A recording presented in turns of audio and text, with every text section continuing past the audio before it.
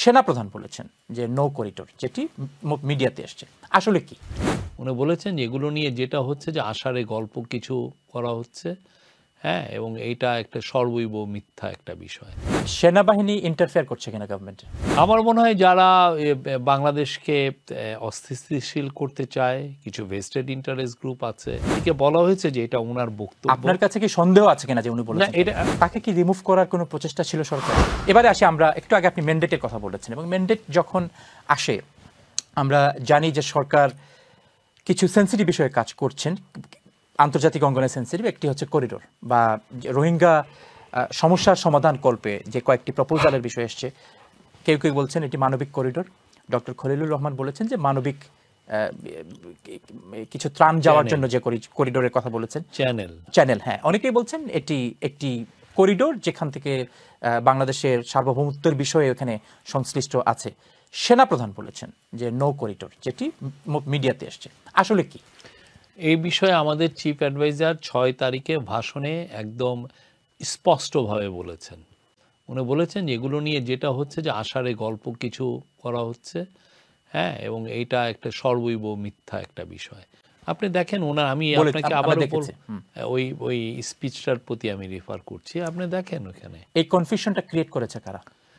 আমার মনে হয় যারা বাংলাদেশকে অস্থিতিশীল করতে চায়, কিছু ভেস্টেড ইন্টারেস্ট গ্রুপ আছে, যারা ডিসইনফরমেশন ছড়াতে চায়, ছড়িয়ে বাংলাদেশে সারাক্ষণিককে একটা প্যানিক অবস্থায় রাখতে চায়, ইনস্ট্যাবিলিটি রাখতে চায়, ইনস্ট্যাবল করতে চায়, তারা এই কাজগুলো করছে।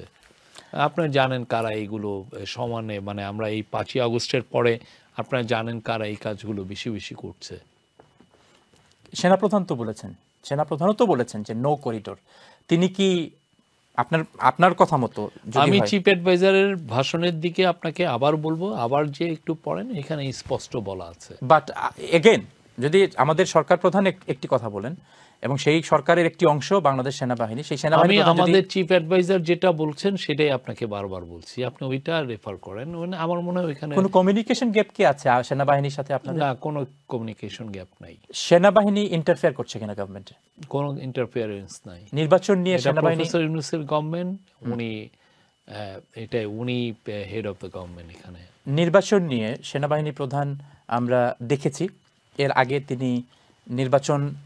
তিনি বলেছেন দুটি বিষয় আমার কাছে গুরুত্বপূর্ণ মনে হয়েছে, যে ইন্টারিম গভর্নমেন্টের পর যখন একটি নির্বাচিত সরকার আসবে, সেই সরকারের আসার আগ পর্যন্ত তিনি সেনাবাহিনীকে ধৈর্য ধরতে বলেছেন আইন শৃঙ্খলা রক্ষার ক্ষেত্রে। এবং আরেকটি বিষয় তিনি বলেছেন, সেটি হচ্ছে যে নির্বাচন হতে হবে ডিসেম্বরের মধ্যে, তিনি বলেছেন। এটি নিয়েও নিশ্চয়ই আলোচনা হয়েছে, বাংলাদেশের বিভিন্ন রাজনৈতিক অঙ্গনে আলোচনা হয়েছে।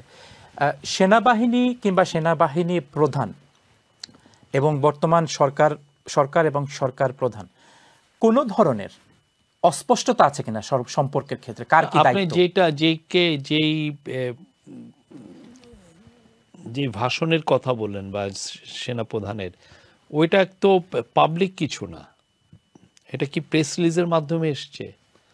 কিছু কিছু পত্রিকা একটা লিকড একটা ডকুমেন্ট নিয়ে করেছেন। এটা কি কিছু কিছু পত্রিকা নাকি সব পত্রিকা? না, এটা কি উনি বলেছেন? এটা কি আর্মির থেকে বলা হয়েছে যে এটা ওনার বক্তব্য? আপনার কাছে কি সন্দেহ আছে কিনা যে উনি বলেছেন? না, এটা আমি তো অফিশিয়ালি কথা বলি, অফকোর্স না, কিন্তু আপনি এটা আর্মির থেকে কি বলা হয়েছে যে এটা ওনারই বক্তব্য? আর্মি যে সমস্ত বিষয় ফেক নিউজ থাকে, আইএসপিআর থেকে একটি স্পষ্ট নির্দেশনা দিয়ে দেয় যে দিস ইজ ফেক নিউজ।